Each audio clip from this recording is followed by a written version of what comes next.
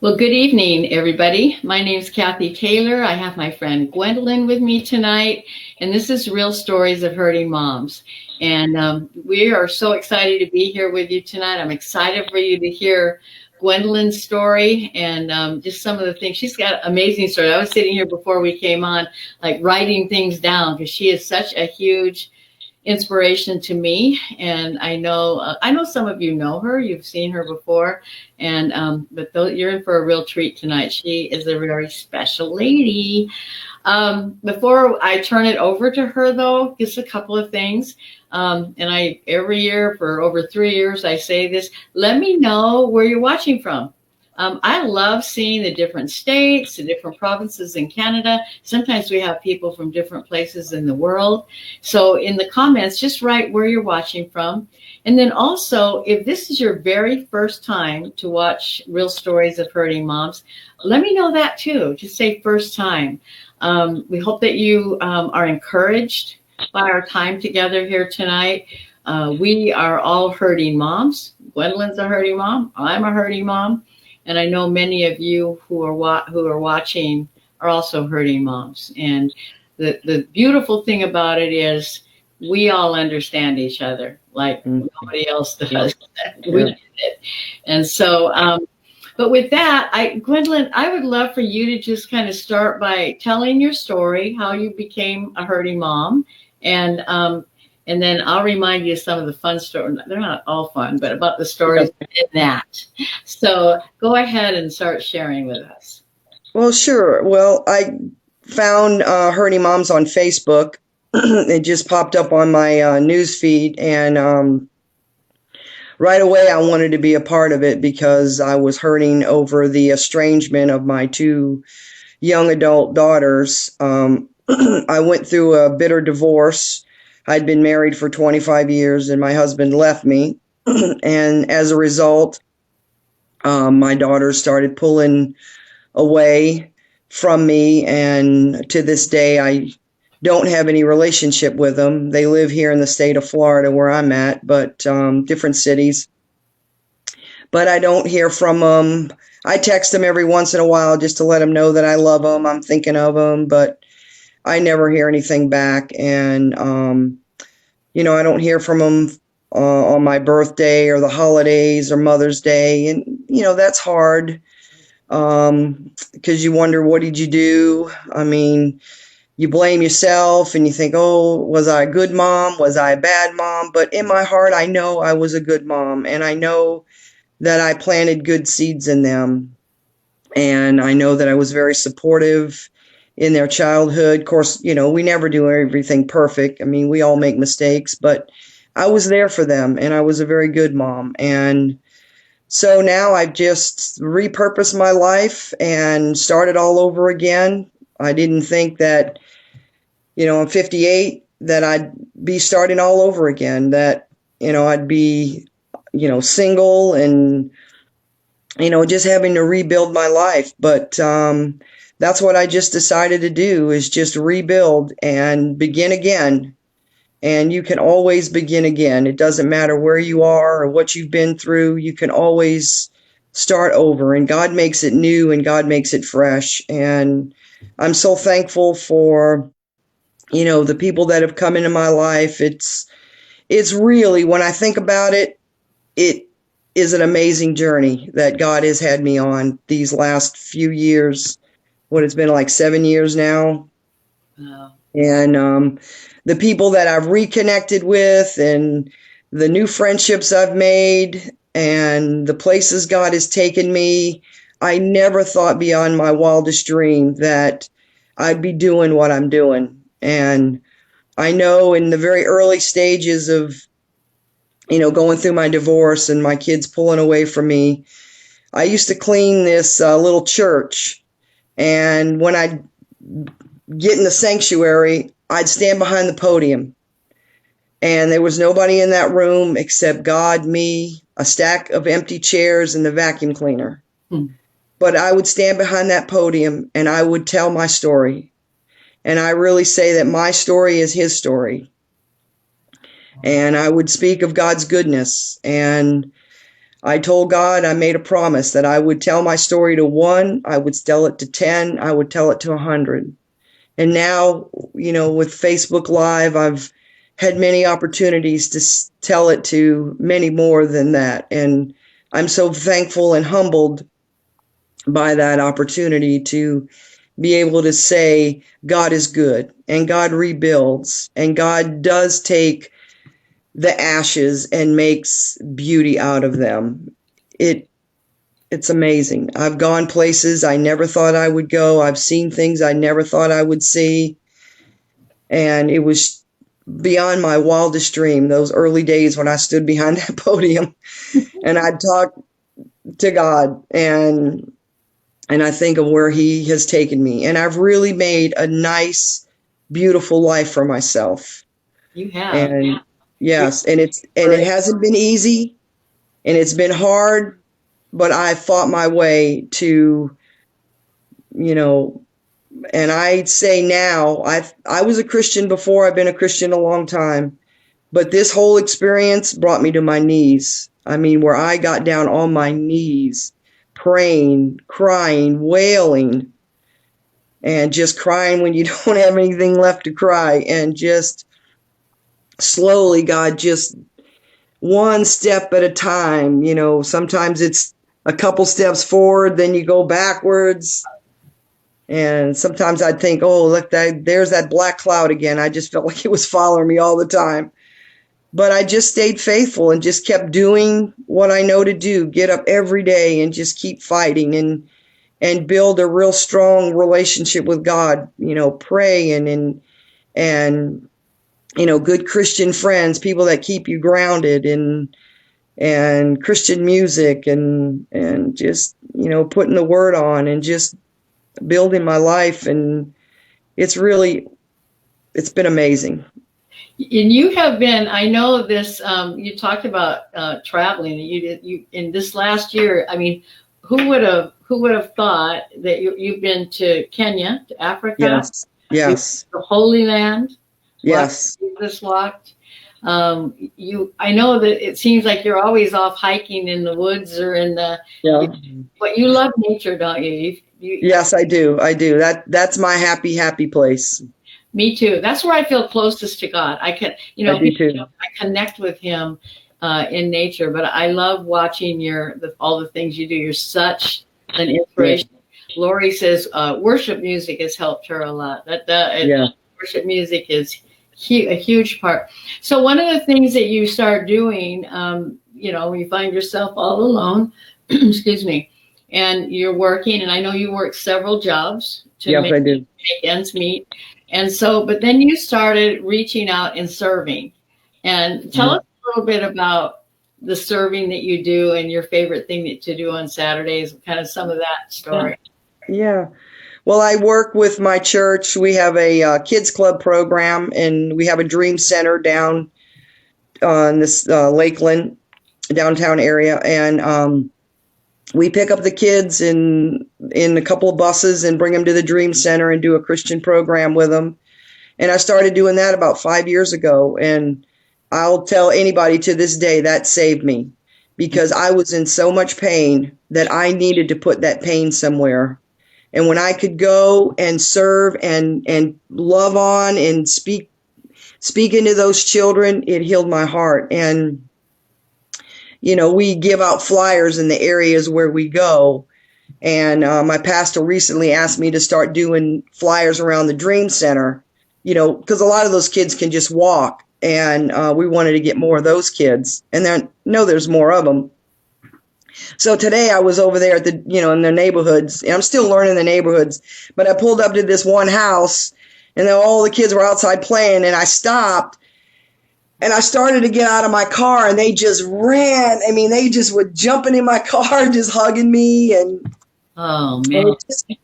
It just warms my heart, because you make those connections, and they know you, and they know you're a safe person, and they know that you love them, and you express that to them. And I always call them honeys and sweeties, and just really loving on them. And and I work at an elementary school, so the same thing. I have some of those kids I make connections with, and they always are hugging me. And I'm, this one little girl, her name is Mackenzie, and I always tell her she's beautiful.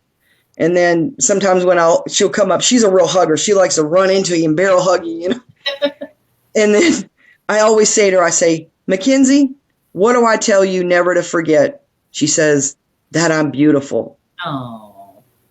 So you just make those connections with those kids and you love on them. And in a way that fills that empty place in my heart. And that's what I want to do. I want to speak into children. I want to, I want to give back in those areas where I can. And hurting moms, just wherever your mess is, just let that be your message. Yeah. I love one of my favorite words that you use a lot, and I heard you say it once when you started talking, is repurpose, that you repurpose, yes. Allowing God to repurpose your life. And so, what your life was and what you probably thought it was always going to be, no, it wasn't anymore. And no. So you made it sounds like you made a conscious decision that you were going to not let this end your life, but that you would use it for God's glory and good. And in the meanwhile, from what you tell me, you have been so tremendously blessed. Yes. That you're fuller than you ever thought you could be. Yes, I am blessed. And I do have a good life. I have a very good life. I have jobs where I can travel. I'm, working at a school. I have my summers off. I work at a grocery store, and they're very flexible with me. I couldn't, I live cheap, and I just spend my money on travel. But, it's a priority for you. That's yes, absolutely. It's what I want to do with my life, but it does make a decision. You got to decide. Does you either get better or you get worse? Yeah. There's no in the middle. You just got to decide. I'm going to get better. I'm going to overcome. I'm going to push through. I'm going to have God take those ashes and make something beautiful out of it. Yeah, I love that. And it's like, making the plan. I mean, when you make that decision, I mean, the other thing about it is you make that decision to do it with God. I mean, you have to include him in it. Because Laurie says, we have our plans for our lives, but God sometimes has another plan. And I think that's so true. When we try to manipulate and organize and orchestrate, we don't do a very good job, and it doesn't turn out right. But what you've done is open yourself up to what God wants for you. And just like all these amazing blessings are coming to you, and at the same time, you're a huge blessing to other people. After you went through a Hurting Moms group, and did things change for you through that? What was that experience like for you before you started leading? What was it like when you just went through it? Oh, it was wonderful. And Christy, who was my group leader, we became very good friends, and I've seen her and plans to visit, and she's been a really good friend. She is a very good friend. And it's nice to have moms that are going through the same thing. They get it and they understand. And you can call them up and say, hey, look, I'm having a bad day. And they know. They know that the holidays are hard. Sometimes when you face certain things like, maybe your kid's birthday, and then I know I'm not going to hear from them. And just things, there's situations I know that are hard for me. So I've learned to handle them better. Yeah. And doesn't it, when you have people that you can talk to about it, that understand? Absolutely. And that by being in a Hurting Moms group, that's a safe place where you share like this situation, like you're sharing now. And so you have those friends. What I love is you mentioned that you and Christy have seen each other and you have plans to see each other again. I wanted to tell the ladies, so Gwendolyn lives in Florida and Christy lives in Maryland. So they're way far away from each other. And this happens on here. What I love, that's one of the most fun things about online groups, I think. I mean, some people are nervous about going online, but you get to meet people from all over the country. There's probably nobody going to be there from your hometown. And it's so much fun. I've gotten to meet a couple of moms that I met online, and it just, it's just like we have this sisterhood. Like you feel like you we've known each other forever. When we Yeah, have this absolutely. thing in common, this deep pain that we share, it just brings us together, and we get to experience healing in our own lives, but we also get to experience watching other moms go through the healing. And so Yeah. it's just a beautiful thing. So now you went through Christy's group, and now you and Christy just finished leading a group together. Yeah. Yes. An online group. Was it different leading it when you went through it this time as a leader, or did you get anything out of it this time, or what was that? What was the difference between like leading and kind of just going through it for the first time? Well, I feel like when I lead a group, I'm responsible. I feel like I'm responsible for the moms and reaching out and being there for them and encouraging them, and maybe not so much me talking, but allowing them to talk through things that they need to talk about, being more of the listening ear for them, because it's not all about me saying my story. I don't need to, but let them talk and let them share, and so yeah, it's really good. Yeah. I enjoy it. They know that because you've been there, they know that you understand. So it's so great. Laurie says, Laurie, where do you live? She says, I wish there was a group where I live. Linda says, roller coaster ride, up and down and up and down. Yes, we all know that, right? Yes. That session 4 in the groups is the 4th week. The Hurting Moms groups last for 10 weeks. The 4th week is called the roller coaster of emotions. And it's all about that up and down. We feel like things are good, and then boom, the bottom falls out again. And Debbie Elder says their group has stayed together for a year. They're still hanging out together. That's so great. I love it. Laurie lives in Manzanita. Manzanita, what state is that? Where's Manzanita? I don't know where that is. It's just, so Debbie says she's starting her group on the 25th. Yeah, that's coming up pretty quick. That's Sharon's leading that group. That's awesome. So I wanted you were sharing with me before we got on here about a recent thing that happened when you were with your friend. I think, was that just like last weekend or in the last couple of weeks? No, it was about a month ago when I was up in the Smoky Mountain area hiking. My friend and I were hiking up there. Tell us about that, about the restaurant. You said you wouldn't mind sharing it. No. You told me this before. I'll tell you, ladies, get out the tissue, because it really choked me up. It's a beautiful story, though. Yeah. It just, we were driving, and I just really, and I've seen this, God do this over and over and over again, just these divine connections where just out of the blue, boom, there it is. And after it's over with, you almost like, oh, it took your breath away, because it was just God just doing something remarkable. But anyway, we pulled into this restaurant and sat down to eat, and the young lady that came out to serve us was our waitress. She said, "Oh, I'm new. I just started a couple, week ago." And so anyway, but she so reminded me of my oldest daughter. She looked like her. Her mannerisms were like her. And it was almost like I just had to because it was almost, I was like, oh. But anyway, afterwards, I wanted to go and speak to her, and I wanted to give her a little something. And so my friend went out to the car, and I went and found her, and she was sitting in a break room. And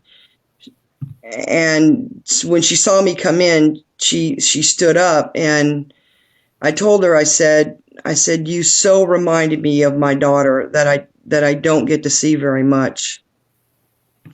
And I hugged her. And when I hugged her, I just, how I could feel myself just losing it.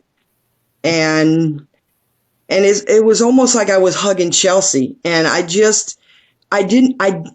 know I just met her, but it was almost like I didn't want to let go of her. Yeah. And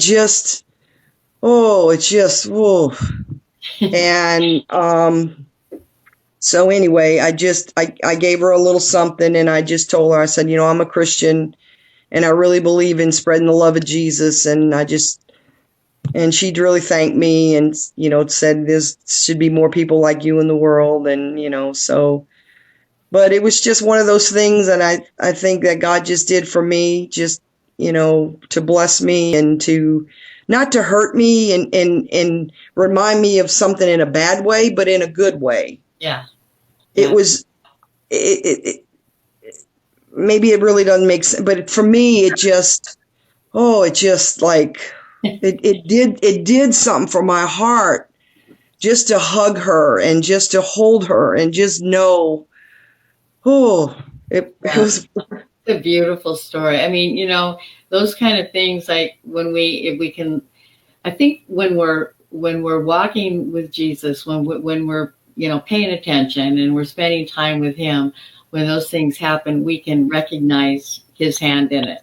And it can become such a warm thing. I mean, it seems that really impacted you. That happened a month ago or a while back. Yeah, a month ago. And, I can just still hear that. Oh, you can still feel that. And so, yeah, that's really special. Janella says, "Oh my gosh, I had the same kind of experience." And so, it's just, and I do believe that what you said. I think God, he shows up sometimes when we're expecting it, He does. He does. I mean, I've seen God do so many things for me. Not big big things, but just the little things where you just know, it's him. Yeah. And it's just God letting you know, Gwendolyn, I got you. I got you. I hear you. And no tear has gone unwasted. He collects our tears in a barrel. I mean, when it says in a bottle, but I say a barrel because I cried enough of them. A barrel full, right? Yeah. But just to know that God's gonna make it all new, and it all will come full circle. And just trusting and I just have come to have that trust and that confidence that God is going to make it right. God's going to take it all, put it all in the mix, and it is going to come out beautiful. Just like Job, he came to the end of his life and he had, more than he had in his beginning. God blessed his latter ends more than his beginning days. Oh. And I say the same thing about me. God's going to bless me more than I ever could have been blessed. And God is no favorites. He'll do it for one. He'll do it for 100. He'll do it for each and every one of us in his own special way. It's just, we just have to open ourselves up to it, right? I mean, and don't think like when you were just talking about how when you were just talking about it, like when you all of a sudden you recognize these things as God, like, this whole experience that you just told us about.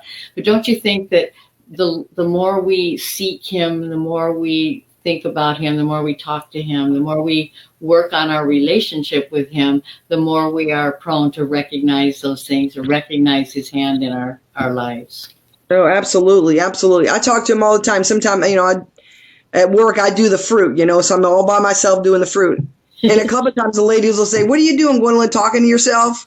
But they don't, they think I'm talking to myself, but really I'm not talking to myself. I'm just kind of mumbling out loud.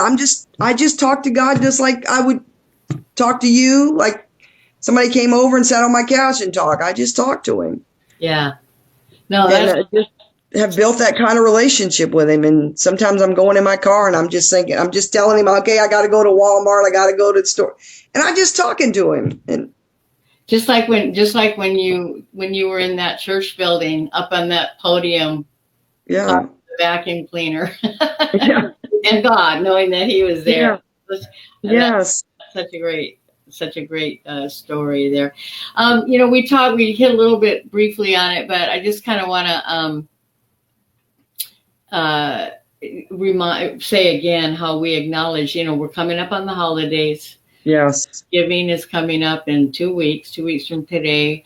And then from there, it's a flurry into Christmas. And this is a hard time of year. Yes, it is. Very hard. Whether you're estranged from your children like Gwendolyn is, your children, some of us have kids that are living with us that are causing us grief, or are addicts. I mean, whatever your situation, whatever is causing you the pain or causing you to be a hurting mom, this time of year can be really, really difficult. And I would just, what do you think, Gwendolyn? What do you have, like, what kind of encouragement can you give moms that are like I've been hearing from moms every day saying, I'm dreading the holidays. I'm terrified of heading in. What kind of encouragement can you give to these moms who are really anxious about holidays coming up? Yeah, well, I know, like, for Thanksgiving, my mom and I are going down. We live in the same apartment complex, and there's one of her friends is doing something, and so we're going to go over to her house. But then there was a lady that I work with at the grocery store, and she told me that she didn't have anywhere to go. So I invited her to come to our house. So, that I don't want anybody to be alone. And so I invite, and she was so thrilled to have some place to go. People just want some place to go. Yeah. And to be included, and open your doors, set another table, set another chair another chair at the table, and invite somebody in. And I know for Christmas, my mom and I are going to New Orleans. That's where I'm from. So, and again, when this all started, I told my mom, I said, we are not sitting home. I'm just like that. I just say, we are not sitting home. And we used to go on a Christmas cruise. We did that for like 4 or 5 years. Oh, that's fun. And then, we went on a cruise every year for Christmas. And, but last year we went to New Orleans. That's a good time to go. And because I'm off from the school and I can get off from my other job. So, but I'm not sitting home.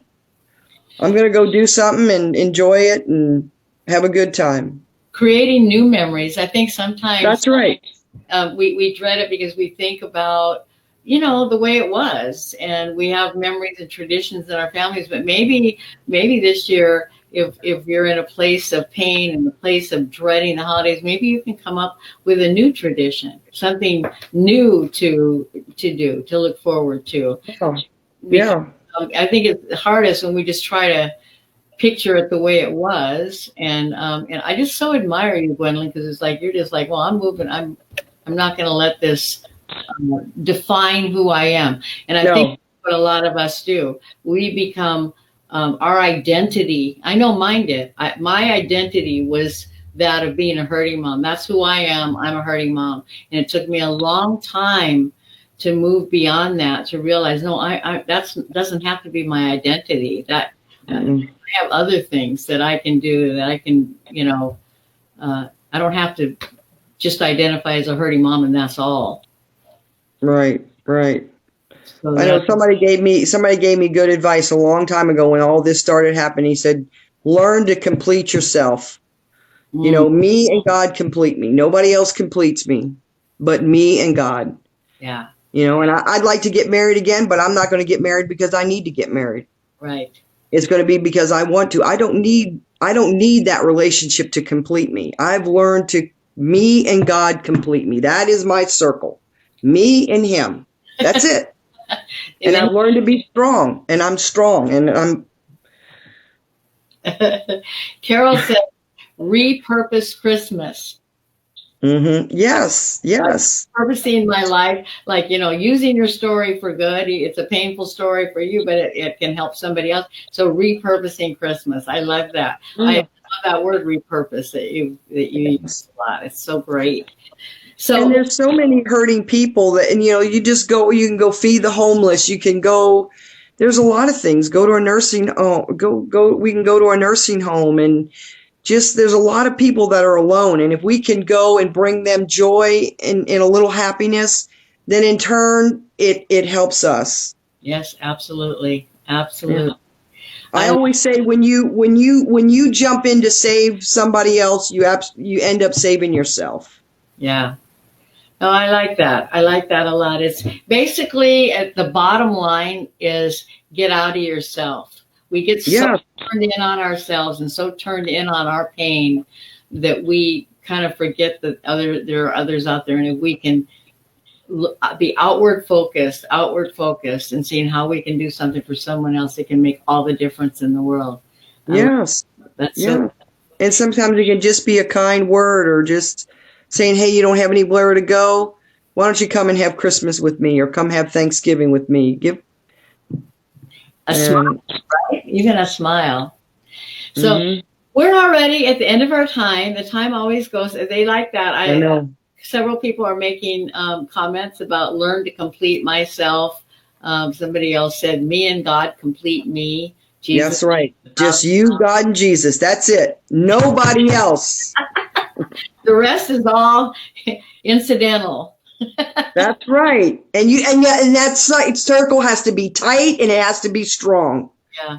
And you get there just one day at a time, one thought at a time. You put the days together, the months together, the years together.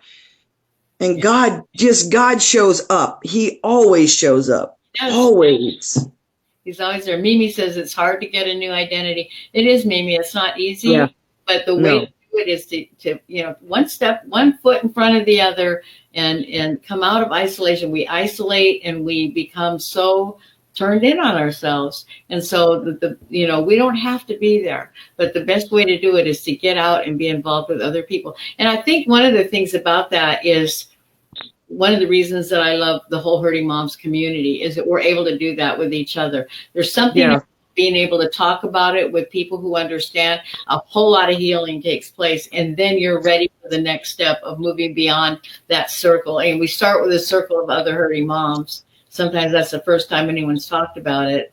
And then as you get stronger and you start healing, you're ready to move beyond that circle into relationships with other people. So you got to read the comments, Gwendolyn. I know you can't see them right now, but man, these ladies are loving you. So make sure you answer them.